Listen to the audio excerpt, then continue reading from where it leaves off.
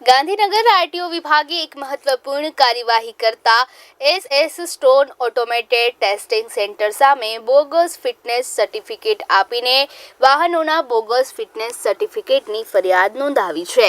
અત્યાર સુધીની તપાસમાં જાણવા મળ્યું છે કે 2 વર્ષના સમયગાળામાં એસએસ સ્ટોન દ્વારા 669 વાહનોને સેન્ટર પર લાવ્યા વગર જ ફિટનેસ સર્ટિફિકેટ આપવામાં આવ્યા છે। આ સર્ટિફિકેટ્સ મોર્ફ થયેલા ફોટોગ્રાફ્સનો ઉપયોગ કરીને નકલી રીતે જાહેર કરવામાં આવ્યા છે।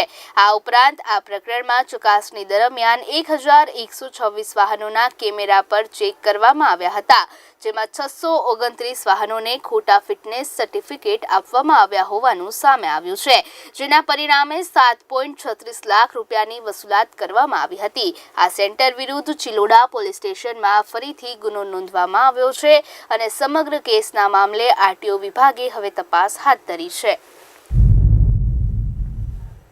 ગાંધીનગર કાર્યક્ષેત્રમાં એસએસ સ્ટોન કરીને એક ફિટનેસ સેન્ટર છે, જેનું કામ હોય છે કે મશીનરી દ્વારા વાહનોનું ફિટનેસ બાબતનું ટેસ્ટિંગ થાય અને પાસ ફેલનું સર્ટિફિકેટ જનરેટ થાય। મતલબ કે નિયમ અનુસાર વાહન હોય, દરેક ટેસ્ટે પાસ કરે તો એનું ફિટનેસ સર્ટિફિકેટ ઇસ્યુ કરવામાં આવે છે। સરકારશ્રીએ આ વસ્તુ એટલા માટે કરી હતી કે જેથી બહુ સારી ગુણવત્તાથી ફિટનેસ થાય, રોડ પર અકસ્માતો ઘટે અને વાહનોની ક્વોલિટી સારી થાય આ બાબતે ફિટનેસ કર્યા બાદ। પરંતુ સદર ફિટનેસ સેન્ટર દ્વારા વાહનો વગર જ ડાયરેક્ટ ફોટા મોર્ફ કરી અને પોતાનો સત્તાનો દુરુપયોગ કરીને ફિટનેસ સર્ટિફિકેટ જનરેટ કરેલા, જે ધ્યાને આવતા એમના વિરુદ્ધ સંપૂર્ણ તપાસ કરી કુલ 669 વાહનોમાં આવી ગેરરીતિ દેખાઈ હતી।